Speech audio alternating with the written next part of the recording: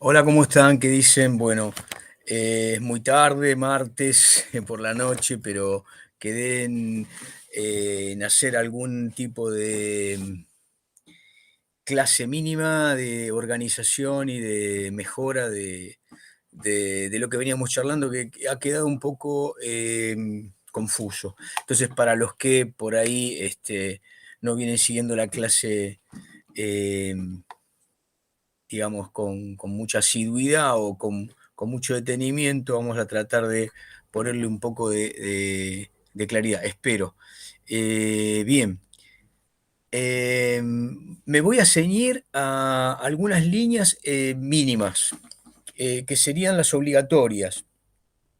Entonces, nosotros hemos venido charlando acerca de eh, tres o cuatro ejes fundamentales. Del 55 al 73 podemos decir que, por un lado, el antiperonismo propone una vía de ilegitimidad política que implica desplazar eh, hasta la desaparición o la coerción sostenida y la represión a los sectores populares que fundamentalmente y mayoritariamente estaban vinculados a la tradición peronista y a toda una cantidad de constelaciones adyacentes al peronismo que fueron surgiendo desde la izquierda y también desde la derecha. Pero todos esos sectores se fueron haciendo populares y resistían a los sectores más tradicionalmente políticos que veían el peronismo o la demagogia, la corrupción, el estatismo, el plebeyismo y mucho más los que veían con el paso del tiempo la posibilidad de un sindicalismo poroso a vertientes comunizantes o marxistas.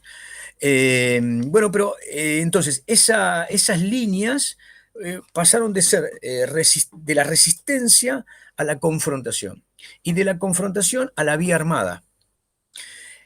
De esa vía armada que aparece en los años 60 y que se cataliza y se consolida en los años 70, aparece obviamente unido a la teoría de la liberación nacional, a un nacionalismo de izquierda, a las vertientes de irredentismo surgidas en África, a las luchas contra lo que quedaba de imperio, eh, a las teorías antiimperialistas, al foquismo cubano y a la tensión después soviético-maoísta o soviético-china, también una especie de nueva izquierda que va creciendo en la Argentina al calor del Faro de Cuba y al calor también de nuevos sectores que se radicalizan desde la juventud y desde el sacerdocio. Digamos, hay dos polos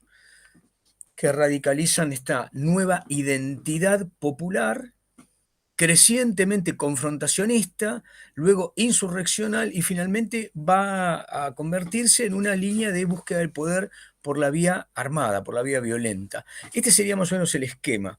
Dentro de ese esquema que ve el surgimiento de nuevos sujetos políticos frente a la negación de la legitimidad y la participación de los sectores peronistas, de los sectores de izquierda, están dos autoras que ponen el foco en estas nuevas formas de hacer política, crecientemente contestatarias y después revolucionarias, como una nueva forma de la vía de hecho.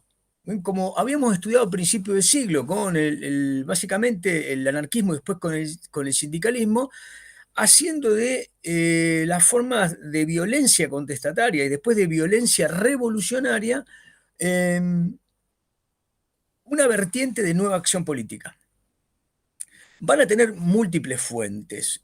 Como dije recién, múltiples fuentes. ¿Se acuerdan que hablamos de el diálogo entre el marxismo, el cristianismo y el nacionalismo de izquierda, en este caso el peronismo, como algo, como un oxímoron en el pensamiento previo al 55? Sin embargo, al calor del surgimiento de nuevos marxismos, ese diálogo va a ser posible, tanto en la universidad, como dijimos, como en ámbitos del nuevo cristianismo, como en ámbitos del sindicalismo más abierto, más juvenil y más antiburocrático, que va a surgir en los años 60 contra el bandorismo, ¿se acuerdan que ya estudiamos el bandorismo? Contra el bandorismo y también, obviamente, contra los sectores patronales y contra el imperialismo. Entonces, en todo este proceso, tanto Mónica Gordillo, que es una cordobesa y que estudia básicamente lo que pasó en Córdoba, porque Córdoba fue el epicentro de los grandes movimientos, eh, como una nueva forma de hacer política, y Maristela Esbampa, que estudia específicamente lo que ocurre con la nueva toma del poder por parte del peronismo que ocurre entre fines del 72 y comienzo del 73 hasta el nuevo golpe y la emergencia de la dictadura genocida en el 76. Este es el marco. Hay otros autores que yo por ahí voy a ir mechando, pero lo primero que tenemos que hacer entonces es, para ubicarnos, es ir a un esquema que ya hemos estudiado en su momento. Bueno, lo que ustedes ven acá, ya lo hemos visto, pero no está de más volver a verlo. El periodo del 55 al 73, si ustedes leen peronismo proscripto, líder en el exilio, hay un antiperonismo violento, criminal, con cárcel y persecución, y entonces como respuesta a esto aparece la resistencia.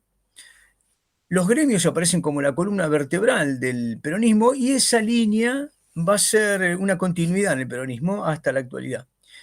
Y después va a aparecer dentro de ese sector de la resistencia y los gremios como columna vertebral el neoperonismo, y dentro digamos, del peronismo, de este peronismo ad hoc al antiperonismo, o este peronismo que golpea y negocia, va a aparecer su forma sindical, que es el bandorismo, que va a terminar de alguna manera coordinando todos esos sectores que desde las provincias buscan diputados en el Parlamento, tanto en el periodo de Frondizi, mucho más en el de Ilía, en el periodo de Guido, etc. Ahora, debajo de eso aparece una línea que son las organizaciones armadas peronistas, ¿no? Que nosotros las ubicamos desde el insurreccionalismo de Cook en el 59-60 y el surgimiento de las luchas de este insurreccionalismo de base peronista, sindical, eh, que anima Cook, con el primer gran hito de los peronistas, que van a ser un grupo que se hace llamar Uturuncos, que entre Santiago y Tucumán es una forma de guerrilla que resiste durante un tiempo y que va a ser de alguna manera una épica. Los montoneros van a tomar de ellos el nombre eh, para alguna parte de su movimiento y demás. Es tomado como un hito, pero ya habíamos hablado de que en esos años, digamos, lo que aparece es una forma incipiente de organizaciones armadas, de izquierda y de derecha, pero vemos que esta forma de peronismo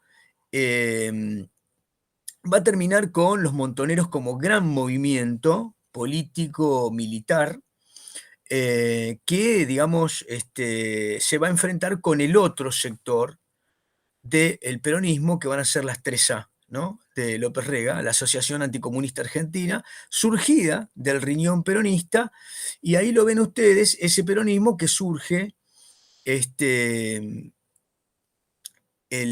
25 de mayo del 73 y que termina el 24 de marzo del 76. Ese periodo, digamos, que de alguna manera es la culminación, en una medida es para los jóvenes armados, organizados para el logro de la toma del poder como vanguardia de una forma de socialismo, el punto final. Pero en ese punto final, como ya vimos, lo que existe es una gran confrontación al interior del peronismo con el propio Perón.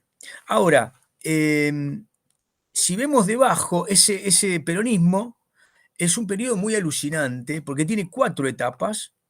La primera etapa breve es la etapa de Cámpora, ¿no? Donde la tendencia y la JP van a tener ministros, gobernadores cooptados, o por lo menos aliados, ¿no? Salta, Mendoza, Santa Cruz, Córdoba y Buenos Aires, van a ser aliadas del camporismo, y en este caso de Montoneros. Ese es el periodo de menos de 2 meses de gobierno, que va a sufrir un golpe. El golpe se lo da el propio Perón a ese sector.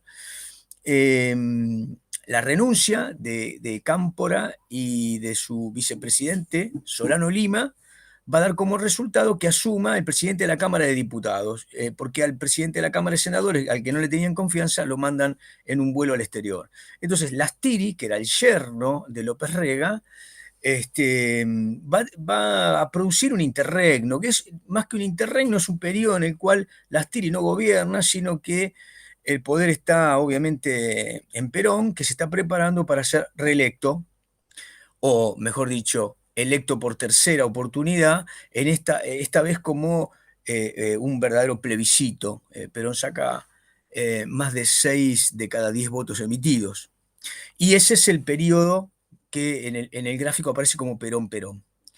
Eh, lo más rápido y claro que se puede decir es que en ese periodo Perón había entablado alguna línea de negociación para que Balbín fuese el vicepresidente, que es una forma de eh, formalizar el acuerdo de la hora del pueblo, llevada a cabo en el 71, pero finalmente fracasa. Y entonces va a ser su mujer, María Estela Martínez de Perón, que es una forma de decir que iban a quedar, digamos, a la vera o como sucesores del Perón ya octogenario y enfermo, más que la viuda, el propio secretario privado y ministro de Bienestar Social, que comandaba las bandas paramilitares que asolaban a los propios militantes, diputados, abogados, etcétera, de los sectores de la izquierda peronista. La muerte de Perón, el 1 de mayo del 74, da lugar entonces a la toma del poder de la viuda, y a ese periodo lo llamamos isabelismo. Gana el poder el sector ortodoxo, es decir, la derecha más violenta, sindical, ortodoxa, que había sido puesta como triunfadora por el propio Perón en la plaza del 1 de mayo del 74. Bueno, va a auxiliar y va digamos, a justificar el accionar de lo que se llama brujo bandorismo, ¿no? Es decir, la unión de los bandoristas, sectores de la CGT, que apoyan al brujo López Rega en un camino que va cada vez más a la represión por vía de lo político. Si hay una purga general contra los sectores de la izquierda peronista, obviamente esto lleva a Montoneros y a todos los sectores de las organizaciones armadas a incrementar su acción violenta contra las empresas, los aliados, las fuerzas de seguridad y las fuerzas armadas, en lo que después vamos a ver Maristela Svampa llama una guerra dentro del peronismo, ¿no? Peronistas versus peronistas.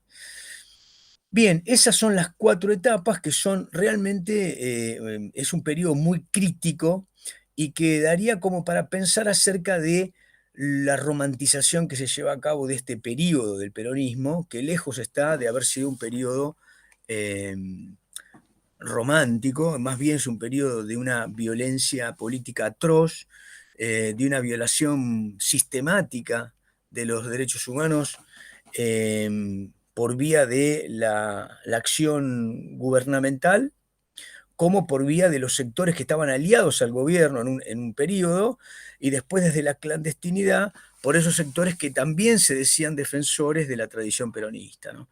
Bien, eh, esto de alguna manera termina, no termina nunca, pero quiero decir, se cierra este proceso con el golpe que tiene como justificación la lucha contra la subversión, y que se había iniciado ya en el gobierno de María Estela Martínez de Perón, sobre todo en un periodo en el que la misma tomaba licencia por enfermedad y cuya vacancia era ocupada por Ítalo Argentino Luder. que después va a ser el candidato del peronismo en el año 83. Bien, una forma de volver a ver esto mismo desde un lugar en el que ya lo hemos visto.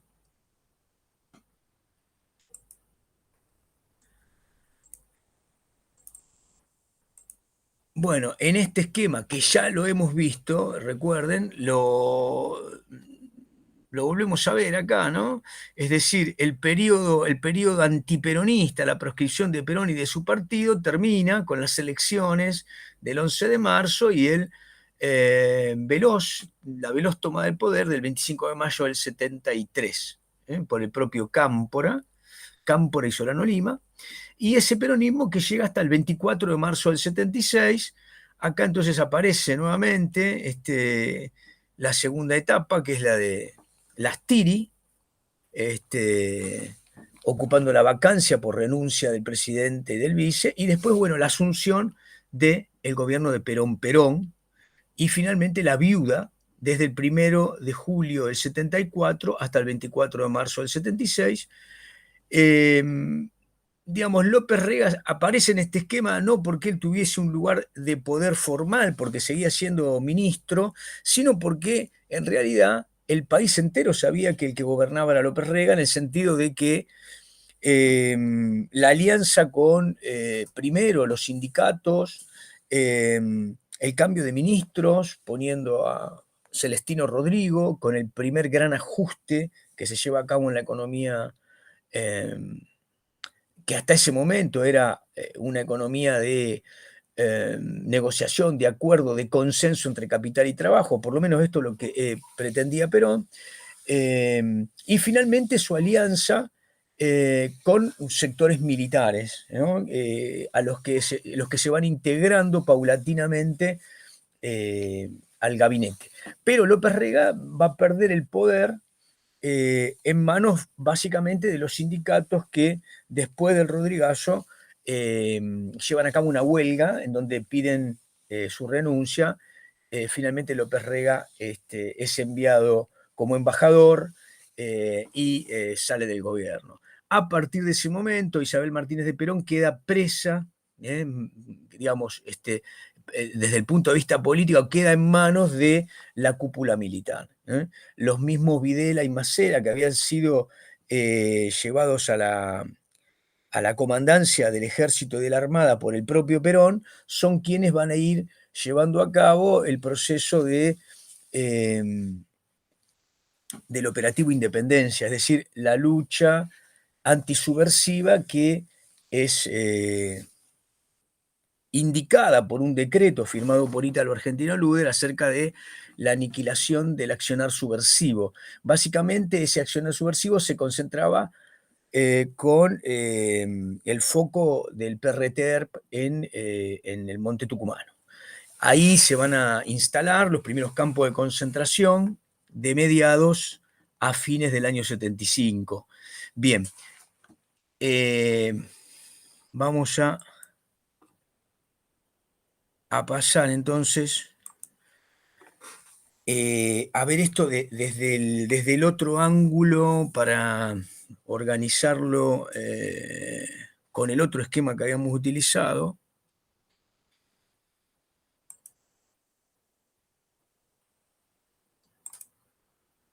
Entonces, lo otro que yo les había enviado por Classroom era este esquema,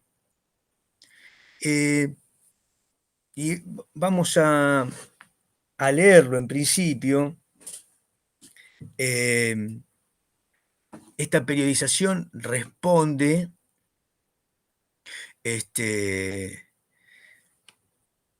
como les dije, a Mónica Gordillo, aquí a la izquierda, van a leer arriba de la periodización Mónica Gordillo en Daniel James, que es el director del tomo de la biografía, y a partir del 73 Maristeles Vampa.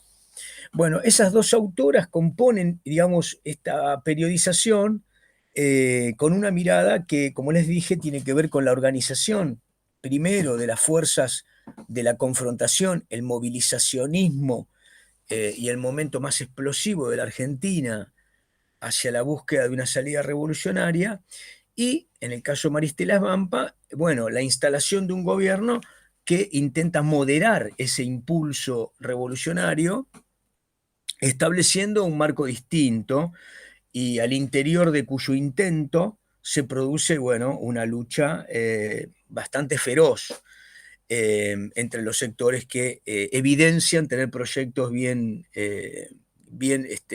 enfrentados. Me refiero, para simplificar, al de Montoneros, con todos los grupos que los componían, incluso con la JP y sus aliados, algunos gobernadores, y el propio Perón, acompañado por la mayoría del pueblo argentino que lo había votado, los sectores empresarios y los sectores sindicales, básicamente, que entendían que era necesario establecer un marco de eh, orden desde el punto de vista político, pacificar estos impulsos, y en realidad lo que se va a evidenciar era que lo que se había desatado en los momentos 60, perdón, en el momento de los años 60, era un curso de acción que respondía claramente a una radicalización con un proyecto que Perón había avalado y que en realidad Perón nunca había creído posible llevar a cabo, pero que al calor de la masividad y de la anuencia que había tenido eh, esas fuerzas juveniles, masivas, organizadas, que llevaron a Cámpora al poder, bueno, se había concertado una especie de alianza unida en el sentido de que las organizaciones creían entender que una mayoría del pueblo argentino estaba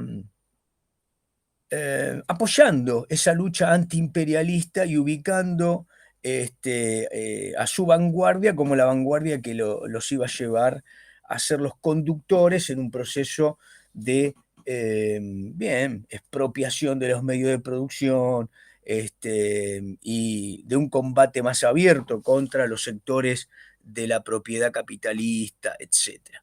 Bien, esto claramente era, como dice Alperindongui, un gran malentendido que hubo entre la sociedad que durante el periodo de Onganía eh, validó la lucha violenta de los jóvenes, pero que derrotada la dictadura de Onganía, Levingston y Lanusse, ponía ahora en Perón, bueno, con su acción moderadora, un nuevo curso de acción, ¿no? Entonces, un poco el Perindongui dice, bueno, se puede interpretar a los montoneros de pronto, que en el marco de un par de años, del 72 al 74, no terminan de entender ese retiro de la población argentina respecto de su poder. Acá les puedo agregar que, eh, digamos, para esto que estoy diciendo ahora, respecto de en qué medida Perón y la guerrilla están jugando al truco más que no comprendiéndose, bueno, bien vale el texto de Ratliff, en donde, claro, las cartas políticas están sobre la mesa y uno puede entender que tanto Perón como los jefes de la guerrilla claramente juegan sus factores en un potencial triunfo político. En el caso de la juventud, muchos han ponderado la variable de la edad de Perón y de no tener Perón un heredero claro en el movimiento, eh, mientras que en el caso del propio Perón, eh, era una costumbre, digamos, no tener en su verticalismo sucesores, y ese juego de oscilación permanente entre los contendientes del movimiento como fórmula para empoderarlo y colocarlo en el centro, en el arbitraje de los permanentes litigios, de los futuros litigios, bueno, terminó siendo claramente una tragedia, ¿no? Bien, el texto de Ratcliffe puede servir en el sentido de en qué medida se engañaban y jugaban políticamente Perón y la guerrilla. Lo que lo que desde otro punto de vista era claro que la Argentina en términos políticos y en términos económicos había marcado un final del movilizacionismo de la sociedad movilizada para el cambio con el regreso de Perón y que en el, en la tragedia de la fallida recepción a Perón en Ezeiza y en la salida de Perón para convertirse en el hombre claramente eh, impugnador de estos infiltrados, parecía que el escenario ya claramente era definido, en el sentido de que los jóvenes no iban a tener lugar de no cejar en sus intentos armados, violentos y demás. Bien, entonces, vamos a tratar de darle un poco de orden a esto que dicen las autoras, ¿no?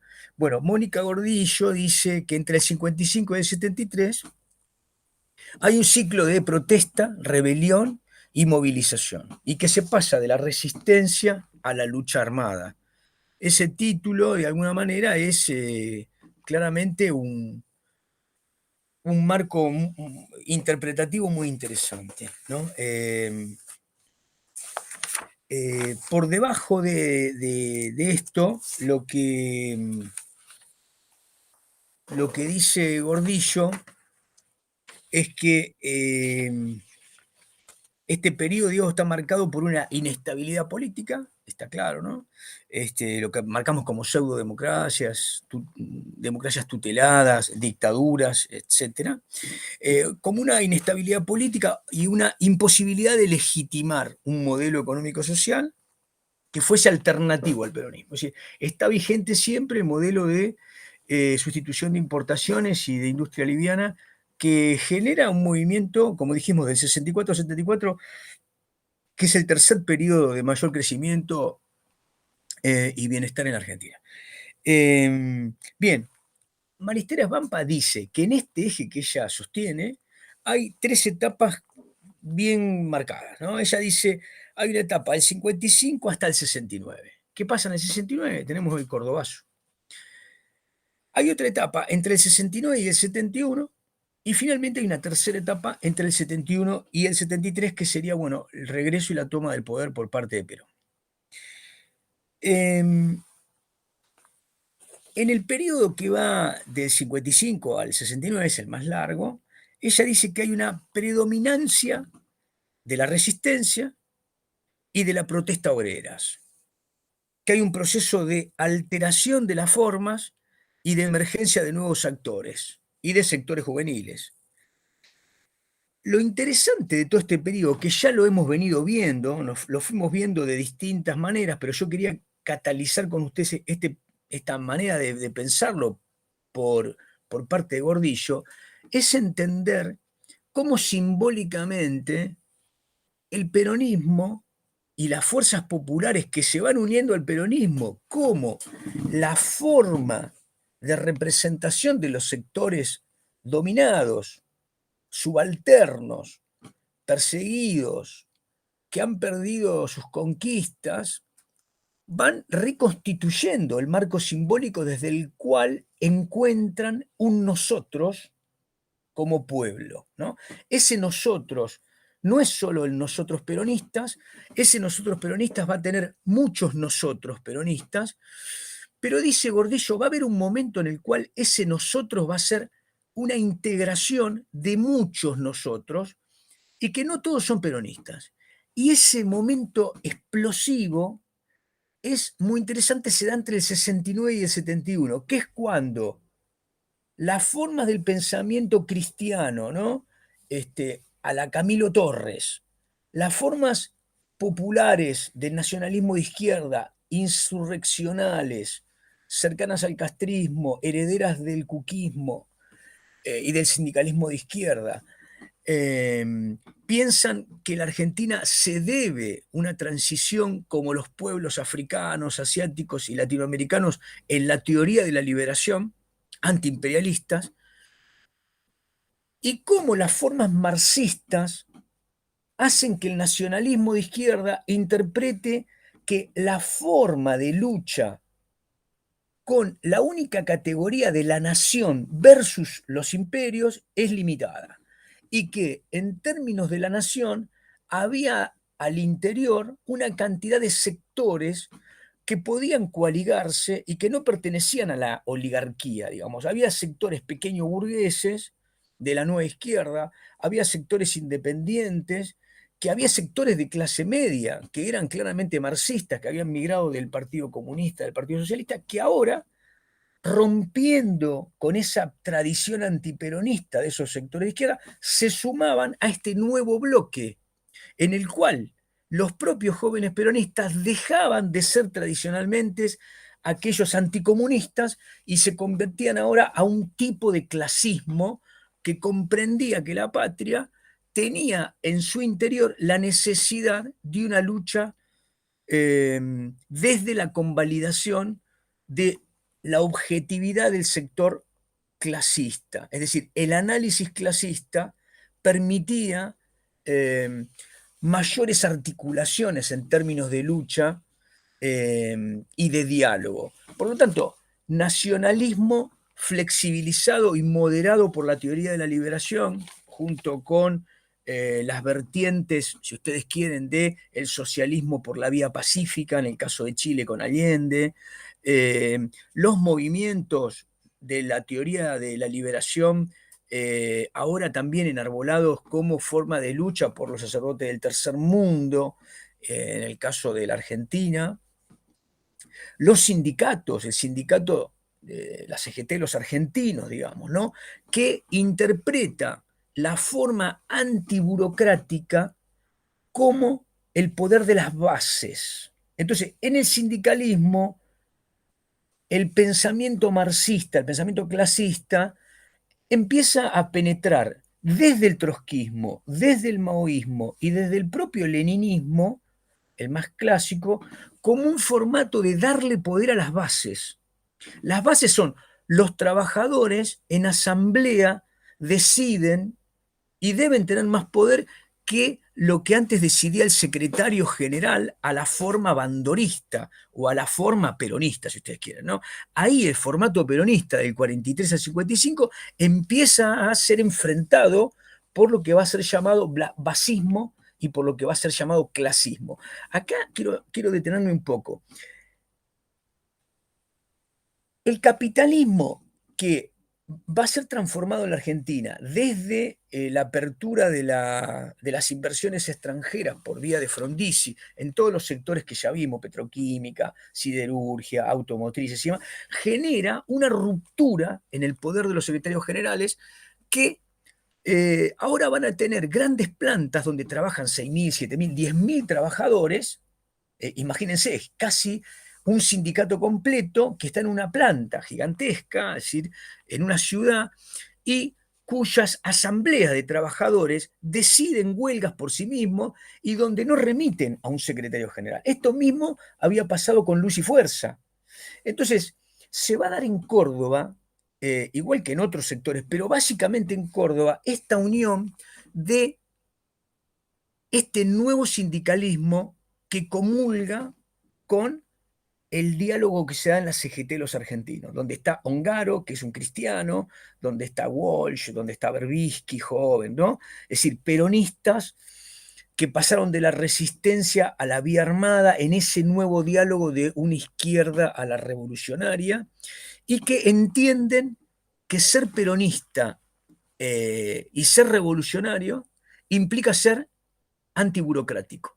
Y si los burocráticos son Alonso, Coria, Bandor, hay que asesinarlos, porque son el enemigo. Son el enemigo igual que el gerente de Fiat, igual que el embajador de un imperio. Es decir, son los enemigos de la clase. Estos sectores basistas y estos sectores clasistas emergen en el momento explosivo de este periodo, 1969, Cordobazo, 29-30 de mayo del 69, y el Viborazo, marzo del 71. Exactamente 2 años, en Córdoba emergen estos momentos explosivos. En el medio de esos dos momentos, entre el 69 y el 71, se conforman organizaciones armadas, se coaligan grandes movimientos populares, que muchos de ellos no son armados y que dan lugar a las famosas puebladas. Rosario, Mendoza, Roca, Córdoba, muchísimos pueblos dan las famosas puebladas. Hay tomas sistemáticas de muchos lugares de la ciudad en lucha contra quién, contra Onganía, contra las acciones antipopulares de Onganía, ante las acciones antisindicales de Onganía, pero los sujetos de todo este movimiento son los trabajadores, pero los artífices del cambio son básicamente jóvenes, sean sindicales o sean, son jóvenes y fundamentalmente son estudiantes los que van a estar al frente y sacerdotes.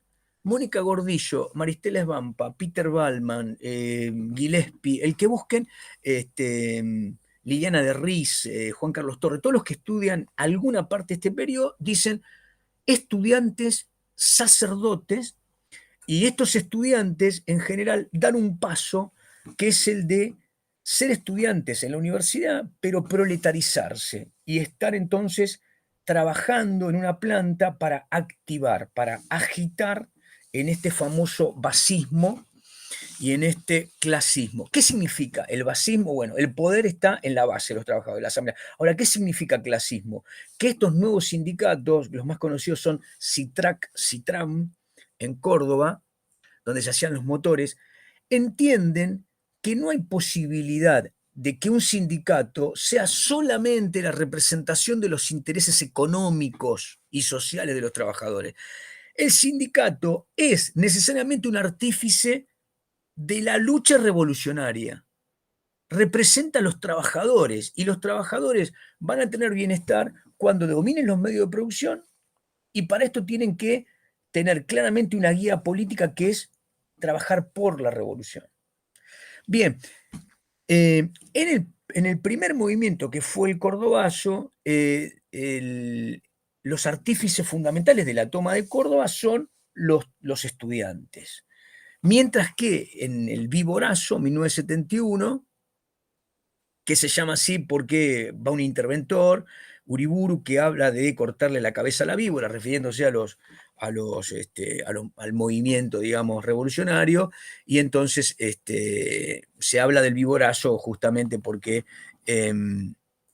digamos, estas manifestaciones tienen como principal sujeto emergente las organizaciones armadas. Ahí el PRTERP, la FARC, muchos sectores hacen su aparición y son los que sostienen con su accionar buena parte de la nueva pueblada en Córdoba, ¿no? Pero el país en general tiene un gran movimiento de exacerbación movilizacionista contra la dictadura, a favor del regreso de Perón, pero la confusión de todo este movimiento es que por debajo de la lucha contra Onganía, contra Levingston y después contra Lanusse, y a favor de la búsqueda del regreso de Perón, estaba por debajo una nueva forma de hacer política, que era por la vía de hecho, por la vía del clasismo, por la vía del basismo, que poco tenía que ver con el proyecto que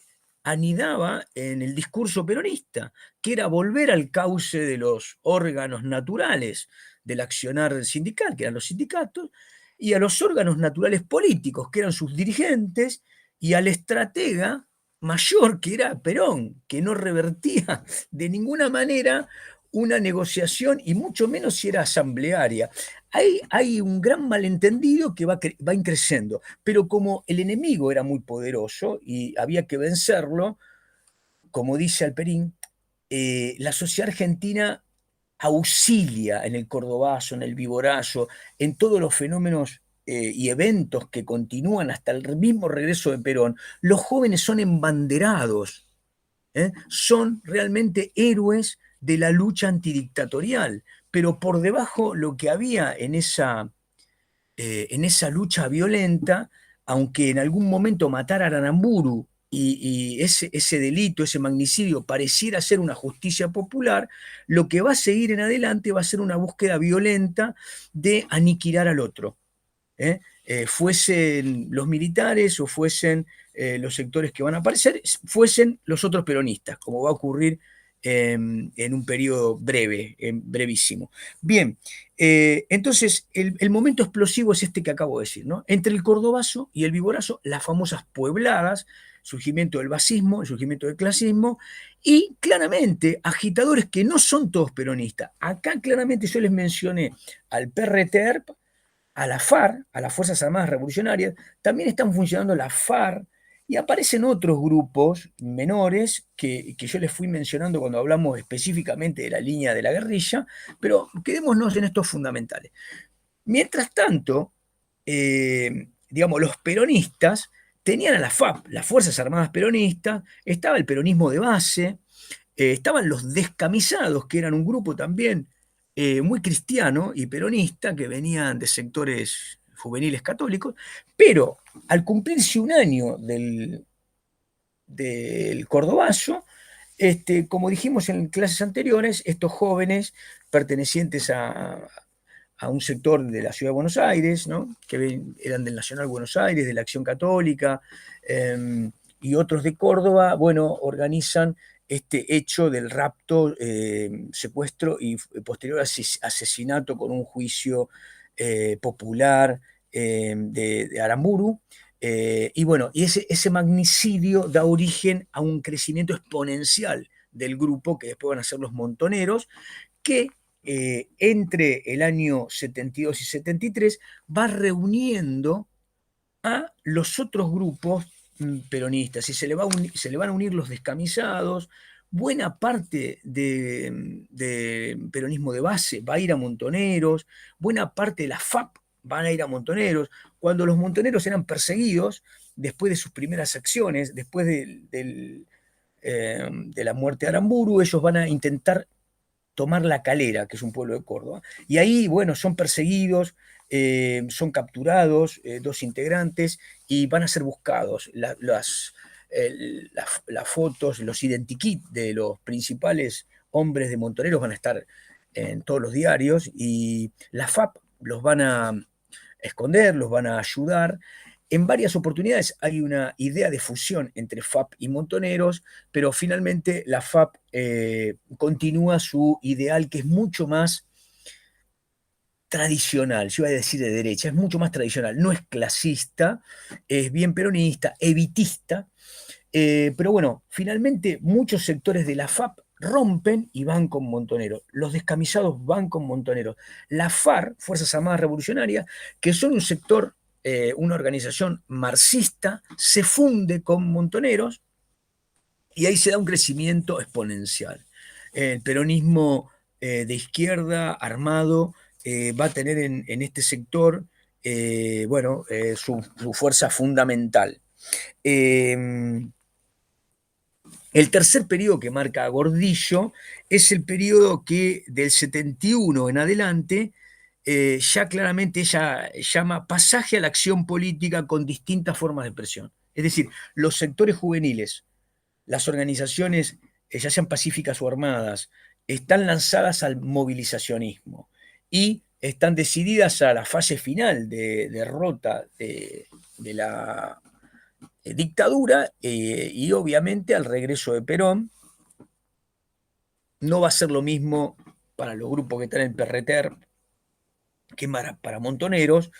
Después en alguna clase yo les voy a mandar un video de qué decía el PRTER de Perón y del peronismo. Decía que, bueno, que el peronismo era la vanguardia de la burguesía, que en realidad era un movimiento burgués retardatario de la revolución y manipulador de los intereses de los trabajadores, ¿no? Y de hecho, el ERP nunca va a dejar de combatir, solamente va a dejar de combatir en el periodo del gobierno de Cámpora, esos 2 meses, diciendo que van a seguir actuando contra las organizaciones que defendían el capitalismo, es decir, las Fuerzas Armadas y las Fuerzas de Seguridad, y contra las empresas del capitalismo. Contra ellas iban a seguir combatiendo, no iban a combatir contra el gobierno popular. que consideraban al gobierno de Cámpora. Pero bueno, después van a seguir combatiendo. Si en el propio periodo de Perón, creo que yo les hablé varias veces de la toma del regimiento de Azul, que fue realmente un antes y un después en la lucha antisubversiva del propio Perón, ¿no? Que va a modificar el Código Penal, etcétera, etcétera. Bien, entonces, en ese periodo del 71 al 73, Mónica Gordillo lo que está expresando es claramente un lanzamiento de las organizaciones armadas. En este periodo hay un crecimiento de las acciones violentas, secuestros, emboscadas, tiroteos, magnicidios, eh, de un carácter realmente preocupante. Para la dictadura, ¿esto qué significa?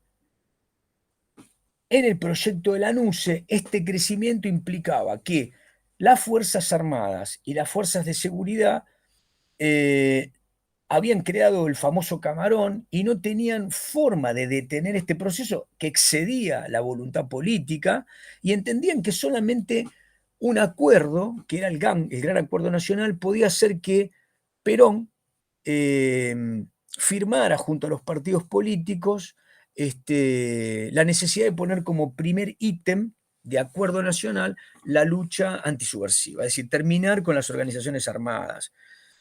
Para Liliana de Riz, que es una gran historiadora de este periodo, existe en el ánimo de Lanusse y en el ánimo de Perón está el mismo objetivo. Liliana de Riz dice directamente, bueno, Perón es un centauro maquiavélico, ¿no? Si Perón es un bifronte, es bicéfalo.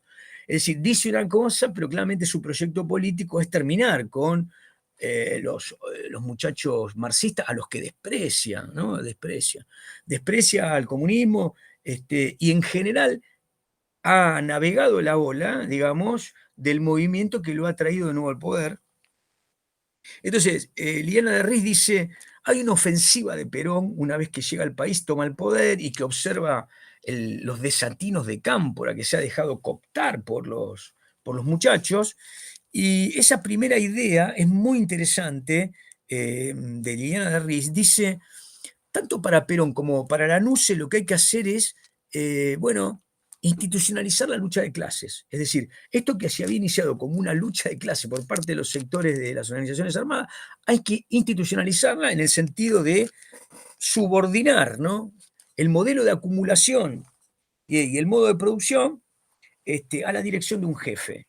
Lanusse quería ser él el jefe de este modelo de acumulación capitalista, digamos, con un ordenamiento de los factores de producción, y Perón quería también ser el que lo ordenara. En el caso de Perón, obviamente, iba a ser más tendiente a la distribución de bienes en un sentido popular, pero ambos creían que debía haber una armonía de clases y que en todo caso había que terminar con este factor que implicaba la lucha de clases en manos de sectores que obviamente estaban fuera de control, ¿no? Eh, bien, es muy importante en este periodo una cantidad de acontecimientos que, bueno, que para no estirar esta reseña, digamos, este ordenamiento cronológico, ustedes van a leer, pero entre el año 71 y 73, las acciones violentas y la organización de los sectores populares es muy acelerada, muy llamativa. Eh, y en algunos casos también bastante delirante.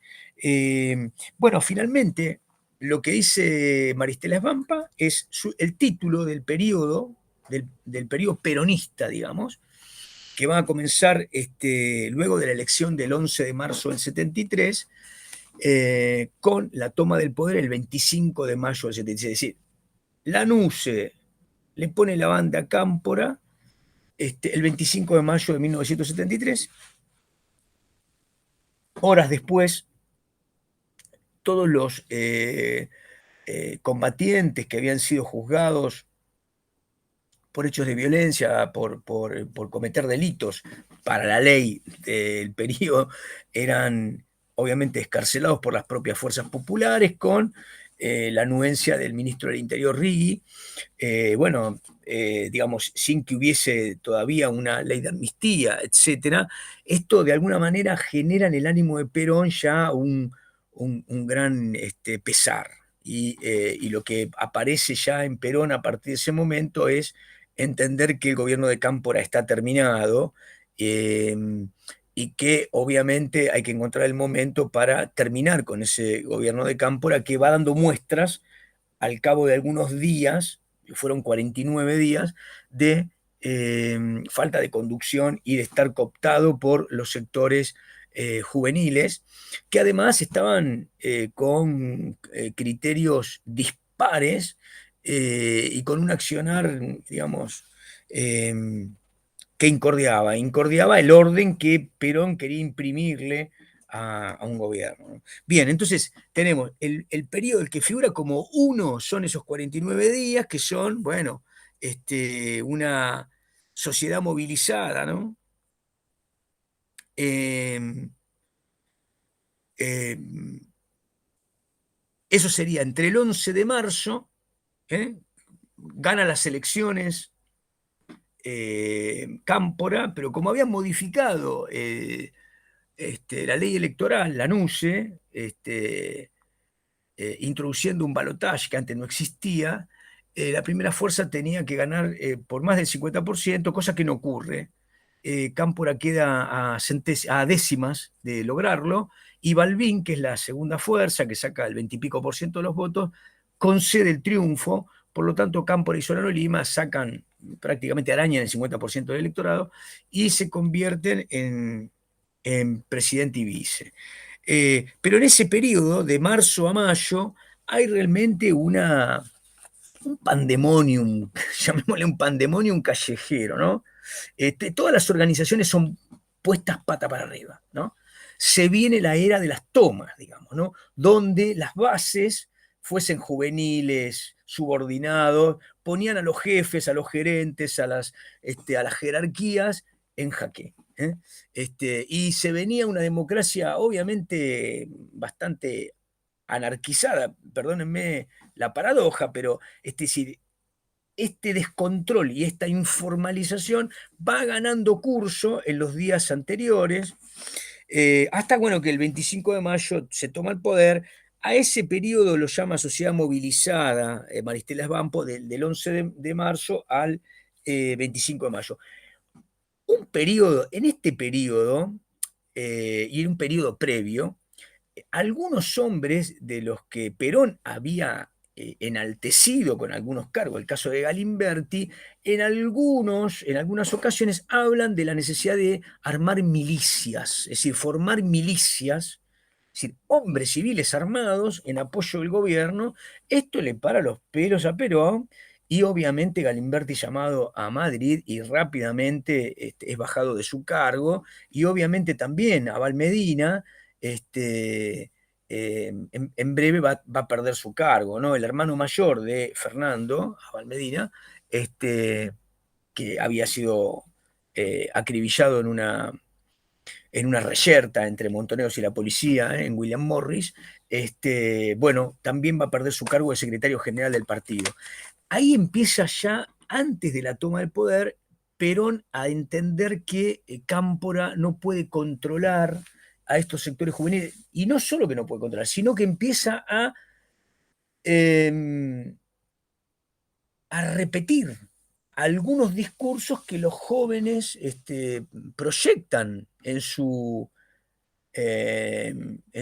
nuevo formato, ¿no?, de acceso al poder, como la búsqueda de una vanguardia y de una sociedad movilizada a un cambio socialista. Es decir, todo esto empieza a incordiar a Perón claramente, ¿no? Es decir, con esto, ¿qué les quiero decir? Que no hay ninguna manera de pensar que Cámpora decide dejar el poder. Es decir, hay un golpe decidido por Perón y los hombres que tiene alrededor, pero fundamentalmente Rucci y los hombres de la derecha sindical, López Rega, que entienden que, bueno, que hay un desmadre y que nada tiene que ver con lo que Perón quiere hacer en el poder. Bien, el segundo periodo es, bueno, el periodo claramente el de Cámpora, el periodo camporista que va del 25 de mayo a el 12 de julio del 73, que es cuando deja el poder, digamos, lo hacen renunciar. En el medio, digamos, hay un vacío. Perón deja de tener contacto con Cámpora, lo evita, no le dicta ningún tipo de línea política, y si bien están en Europa juntos, tienen que ir a recepciones, como el caso de el que ha sido eh, el jefe de Estado, que lo ha tenido a Perón como exiliado tanto tiempo, el generalísimo Franco, los tiene a ambos. Cámpora empieza a sentir el vacío de Perón, y esto termina de alguna manera en el dramático regreso en el viaje del 20 de junio, que no puede terminar en Ezeiza, donde hay millones de personas esperando el discurso de Perón en el pacto, y donde hay una balacera que, por más que, digamos, haya alguna confusión en el relato de los hechos, claramente estuvo dispuesta como una recepción de las organizaciones armadas de izquierda por parte del palco, en donde había bandas de la AAA con la conducción de Osín, de Cardoso y otros, esperando que se acercaran estos jóvenes que fueron masacrados, muchos de ellos torturados, en fin. Berbisky escribe uno de sus primeros libros, se llama Ezeiza, donde hay un relato, y los textos periodísticos de la época no terminan nunca de definir cuál fue el número exacto de muertos de aquella tragedia. El periodo del regreso de Perón es claramente ya trágico. Perón hace un discurso luego de su regreso a Buenos Aires, el avión finalmente va a Morón, y esa misma noche Perón, escoltado por el poder, le habla al pueblo argentino y le habla de infiltrados.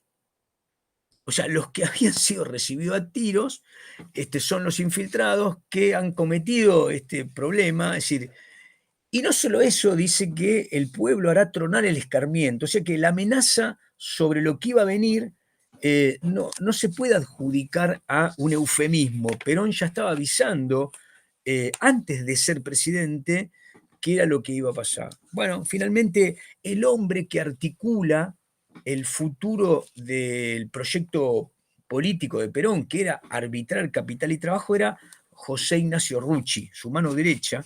En muchos textos hay algunas biografías interesantes de Rucci donde Perón consideraba a Rucci su hijo, el hijo que no había tenido, un hombre incondicional, una lealtad y sobre todo un artífice en el manejo de lo que Perón consideraba básico para la negociación que se venía entre sindicatos y empresariado.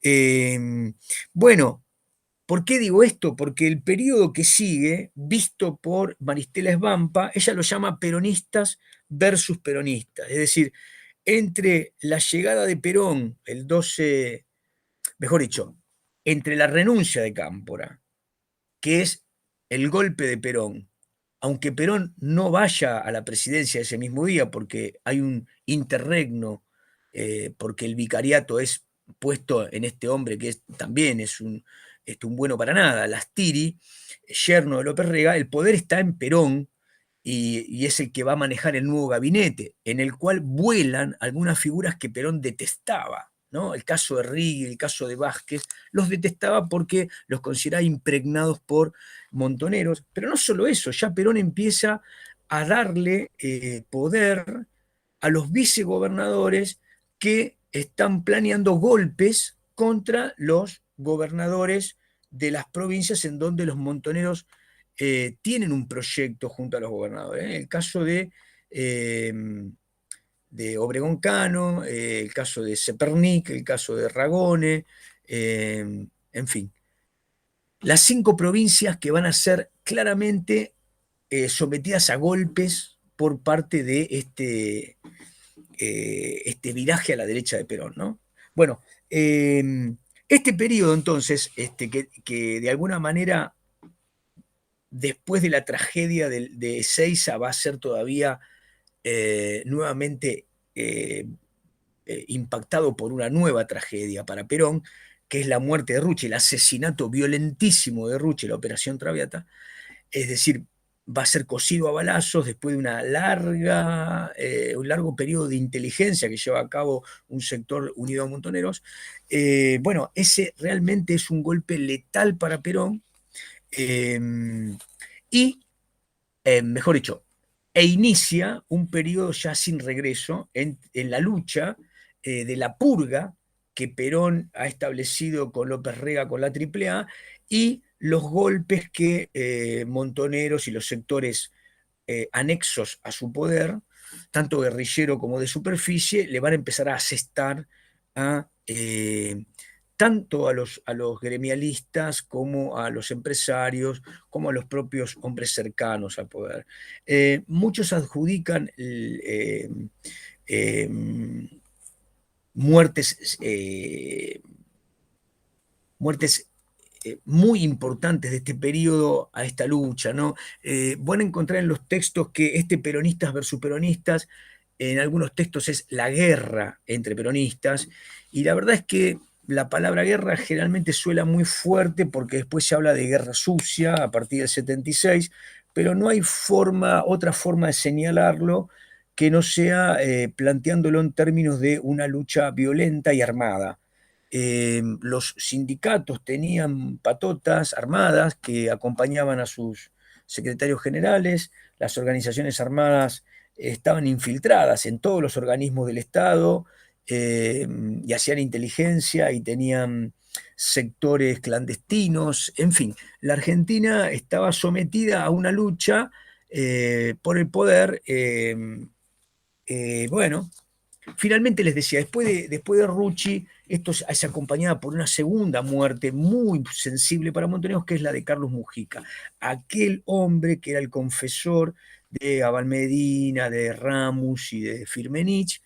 Muere también en la villa, donde tenía su capilla y su acción social y demás. Esto da el tenor del periodo en el que Perón va a ser el presidente, ¿no? Desde el 12 de octubre del 73 hasta el 1 de mayo del 74, en el que Perón fallece.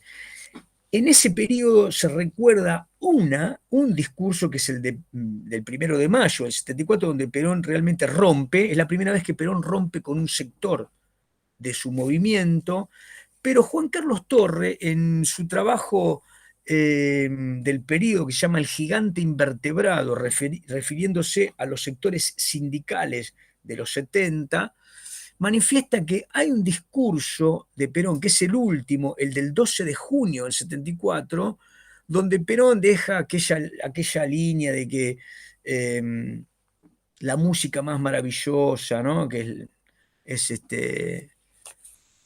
el pueblo, ¿no? Bien, esa línea que ha quedado como una poética de despedida peronista, en realidad tuvo líneas que eran mucho más sustanciales en las cuales Perón ofrece su renuncia. Es decir, Perón en ese discurso, el 12 de junio, dice claramente que ha fracasado, que su intento de arbitrar ese proceso económico que está enmarcado eh, en la crisis del petróleo, en una inflación que empieza a ser importante, en el desabastecimiento por el intento de control de precios que lleva a cabo el ministro de Economía, José Helbar. Es decir, esta economía de arbitraje de un Estado que quiere eh, acordar salarios, aumentos, tarifas, fracasa y Perón se lo hace saber a la plaza el 12 de junio, diciéndole que, bueno, que en la Argentina hay agiotistas y que él pone en consideración la posibilidad de que haya hombres mejores que él para llevar a cabo este proceso, en una forma de amenaza, pero también en una forma de designar lo intransitable de ese proyecto político económico que él ha encabezado. Esto resulta también muy interesante para nuevamente desromantizar la idea de aquel periodo de los 70 como un periodo de tránsito hacia un camino mejor, democrático. En realidad, estos años del peronismo no tuvieron nada de democrático, no tuvieron nada de romántico y fueron realmente una tragedia en el sentido estricto de la palabra, digamos. No obstante esto, la Argentina producía, por lo menos hasta el proceso de ajuste que se dio con la llegada de Celestino Rodrigo, producía, eh, o mejor dicho, tenía un producto bruto industrial que fue igual 20 años después. En los 90 estábamos en el mismo producto bruto industrial. Es decir, era una Argentina industrializada, con a un ascenso social marcado, con una cultura, con indicadores socioculturales que le hacen decir a Peter Ballman que es incomprensible que esta sociedad buscara por la vía armada una salida hacia el socialismo, que, digamos, él lo entendía como una salida de impotencia de los sectores juveniles que no encontraban inscripción en este marco sociocultural, ¿no? Es muy interesante la tesis de Peter Ballman. Pero bueno, más allá de esa tesis, lo que está claro que esta sociedad, que digamos que desde el punto de vista estructural no era una sociedad tan desigual, ¿sí? No era una sociedad eminentemente desigual, era una sociedad que en muchos términos podía ser designada como pujante, lo que manifestaba era una brutal crisis política desatada por proyectos que lo que habían desatado era una guerra. Y todo esto que digo, lo dicen los textos, antes del 24 de marzo del 76. Antes del 24 de marzo del 76. Digo, por lo tanto, no hay que poner el carro delante de los caballos, digamos, ¿no? Es decir, que el horror que, que siguió a este proceso no oculte, no invisibilice los hechos ocurridos en este periodo y que de alguna manera para los periódicos de la época eran una tragedia. Es decir, el año 75 sobre todo va a ser violentísimo. Y voy a tratar de terminar con eso, ¿no? Después del peronistas versus peronista, que termina el 1 de mayo del 74, donde Perón, bueno, dice, acá el único proyecto es el mío, y se acabó. Bueno, perdón, eso fue el 1 de mayo. El 1 de julio Perón muere y comienza la última etapa que Maristela Svampa llama la agonía y la disolución del modelo populista. Lo llama disolución isabelina. Es decir, lo que hay es un proyecto represivo, antidemocrático y que camina hacia lo que va a ser el genocidio. Desde el punto de vista económico, va desde este populismo complejo hacia el rodrigazo, que es el gran primer ajuste que marca, digamos, una gran pérdida de la capacidad del salario, que no se va a reponer y que va a seguir, digamos, deteriorándose a partir del golpe del 24 de marzo del 76. Bueno, digamos, en términos de organización, yo quería que esto quedara más o menos, sé que es muy complejo, hay muchas fechas, pero más o menos en términos cronológicos y en términos de lo que dicen los autores, para que podamos retomar en clases posteriores, por lo menos con este recorrido. Bueno, espero que lo vean y que les haya sido de alguna claridad, ¿eh? Bueno, hasta acá los dejo. Nos estamos viendo.